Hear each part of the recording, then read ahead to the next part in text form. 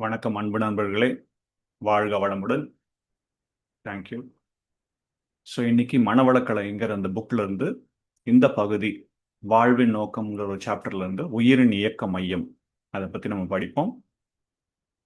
இந்த மனதை உயிரின் மேலே செலுத்துவது என்று சொன்னால் உயிர் எங்கே இருக்கிறது, எப்படி இருக்கிறது, இதை எவ்வாறு அதன் மேல் செலுத்துவது என்று வினாக்கள் எழும். எல்லோருக்கும் இதை அறிந்து கொள்ள வேண்டும் என்ற ஆர்வம் இருக்கின்றது. உயிருக்கு இயக்க மையம் இருக்கின்றது.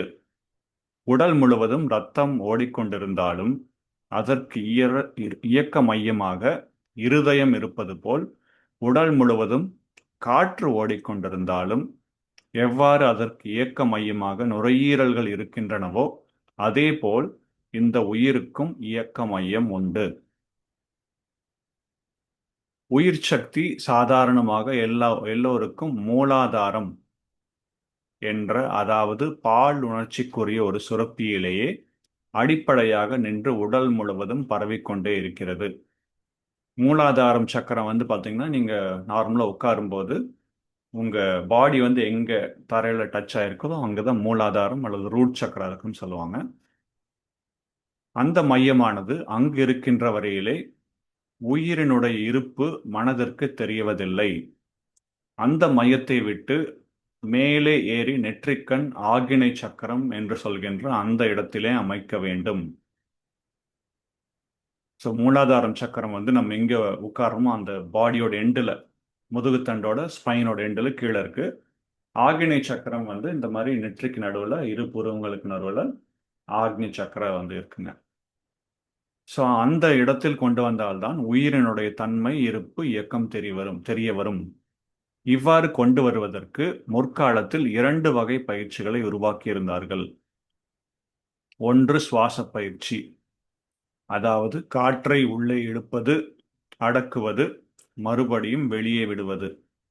இவ்வாறு முறையாக செய்து ஒரு வெப்பத்தை ஏற்படுத்தி அதன் மூலமாக ஒரு மையம் விட்டு இன்னொரு மையம், ஒரு மையம் மாற்றி இன்னொரு மையம், centre by centre, centre after centre. So மூலாதாரத்தில் ஆரம்பித்து கடைசியில் உச்சந்தலை இருக்க வரைக்கும் சக்கரம். சுவாச பயிற்சியில் ஒவ்வொரு சக்கரமாக மேலே கொண்டு வந்தாங்க. நம்ம மேலே கொண்டு வர நம்மளுக்கு வாழ்க்கையோட நோக்கம், நம்மளோட ஹையர் பர்பஸ், நம்மளோட டிவைன் கனெக்ஷன் எல்லாமே நம்மளுக்கு தெரியும். நம்ம கீழே சக்கரத்திலே நம்ம மாட்டிட்டு இருந்தோம்னா நம்ம ஜஸ்ட் ஒரு எப்படி டெய்லி பேசிஸில் அன்றாடம் வாழ்க்கையில் நம்ம ஃபைட் பண்ண வேண்டியிருக்கும். ஸோ இவ்வாறு மேலே கொண்டு வருவது, இவ்வாறு நெற்றிக் கண்ணிற்கு கொண்டு வருவார்கள். அதற்கு 10-15 வருடங்கள் ஆகும்.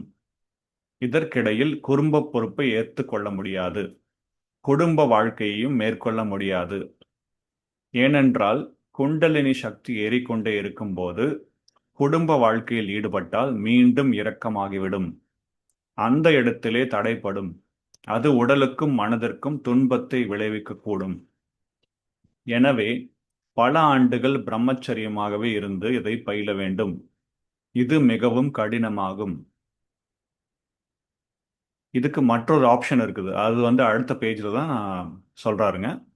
ஸோ மற்றொரு முறை என்னவெனில், ஒவ்வொரு மையத்திற்கும் ஒவ்வொரு தேவதையை வைத்து அதற்கு சில மந்திரங்களை சொல்லி படிப்படியாக கொண்டு வருவது. இந்த முறையிலும் பல ஆண்டுகள் ஆகும். மூண்டெழுந்த சக்தி சில சமயம் ஒரு இடத்திலே தங்கிவிட்டது என்றால் மறுபடியும் மேலே கொண்டு வருவது என்பது மிகவும் கடினமாகும். இதனால் உடல் நலம் கெடும்.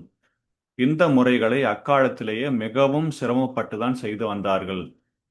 100 பேர் முயற்சி செய்தால் அதில் ஒருவர் தான் தேறினார். அவர்களுடைய உழைப்பு தான் இன்று வரையிலே நமக்கு ஆன்மீக துறையிலே வெளிச்சமாக இருப்பதை பார்க்கிறோம். இன்றைய சூழ்நிலைகளுக்கு அந்த மாதிரியான பயிற்சிகள் எல்லாம் மிகவும் கடினமானவை. எல்லோரும் அவற்றை செய்யவும் முடியாது. அதே நேரத்தில் மனதை வளப்படுத்த வேண்டியது இன்றைய விஞ்ஞான உலகத்திலே எல்லோருக்கும் அவசியமாகிவிட்டது. மனதை வளப்படுத்தவில்லை என்றால் மனதில் மிகவும் குழப்பமான நிலை ஏற்பட்டு, அதிகமான கலக்கம் ஏற்பட்டு, அந்த அழுத்தங்களின் பிரஷர்ஸ் அண்ட் டென்ஷன்ஸ் விளைவாக தொல்லையும் துன்பமும் பெருகுவதை பார்க்கிறோம். ஸோ இவர் வந்து எளிய முறை குண்டலினி யோகம் அப்படிங்கிறத வந்து கண்டுபிடிச்சிருக்காரு. அதை பற்றி இந்த பகுதியில் சொல்றார். மனதை வளப்படுத்த வேண்டும் என்பது எல்லோருக்கும் அவசியம் என்று ஆகிவிட்டது. இக்காலத்திலே அந்த கடினமான முறையெல்லாம் இல்லாமல் ஒரு சுலபமான முறையின் மூலமாக அந்த உயிர் சக்தியை அதன் மையத்தை கீழே இருந்து மேலே கொண்டு வர வேண்டும் என்று சொன்னால், அதற்கு முன்னதாக பயிற்சி பெற்றவர்கள் தங்கள் சக்தியை கொண்டு அழுத்தம் கொடுத்து மேலே கொண்டு வந்து விடலாம். காந்தத்தை கொண்டு இரும்பை இழுப்பது போல தனது தவ ஆற்றலை கொண்டு மற்றவருடைய குண்டலினியை எழுப்பி இடம் மாற்று அமைத்து விடலாம். இந்த முறையிலேதான் உலக சமுதாய சேவா சங்கத்திலே நாம் செயல்பட்டு வருகிறோம். ஸோ வேதாத்ரி மகரிஷி அவர்கள் வந்து இந்த உலக சமுதாய சேவா சங்கம்னு ஒன்று அமைச்சிருக்கிறாரு. ஓர் அன்பர் தன்னுடைய உயிர் சக்தி, அந்த உயிர் சக்தி தான் குண்டலினி சக்தி எனப்படுகின்றது, மேலே ஏற்றப்பட வேண்டும் என்று விரும்புவாரானால் அவருக்கு தீட்சை கொடுத்து அவரது உயிர் சக்தியை மேலே ஏற்றி கொண்டு வந்து அவரது புருவ மையத்தில் நிலைநிறுத்தி அதை மனதை கொண்டு கவனிக்கும்படி செய்கிறோம். அப்பொழுதே அவரது நெற்றியில் புருவ மத்தியிலே ஒரு நுண்ணிய அழுத்த உணர்வு கிடைக்கும்.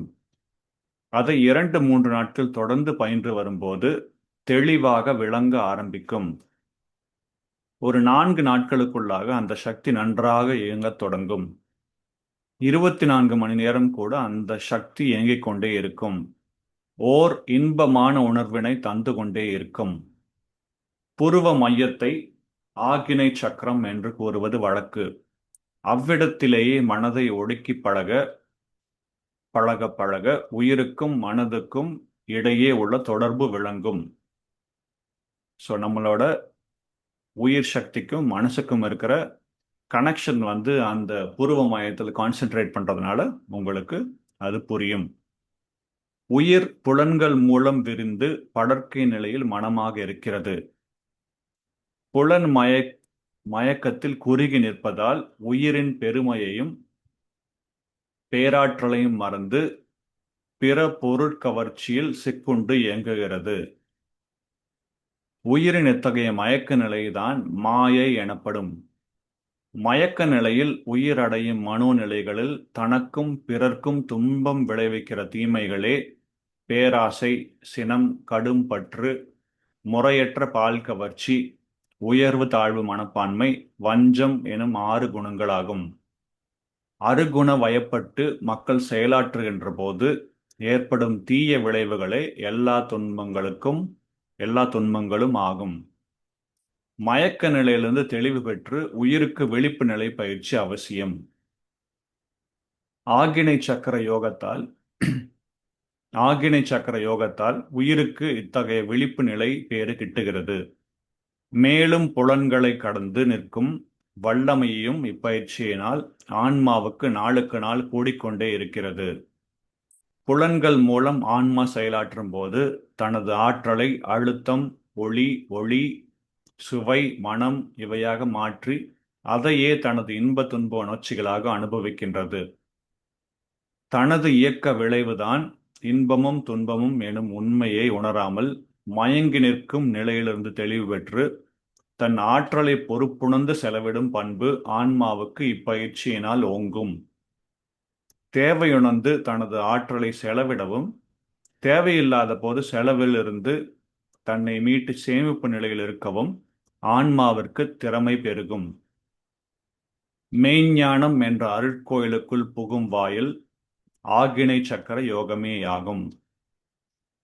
ஸோ அந்த மெய்ஞானம், அந்த விஸ்டம் நீங்க அச்சீவ் பண்ணணும்னா இந்த புருவ மத்தியில் இருக்கிற ஆக்னி சக்கரை ஆக்டிவேட் பண்ணி அதுல நீங்க தவம் பண்ணணும்.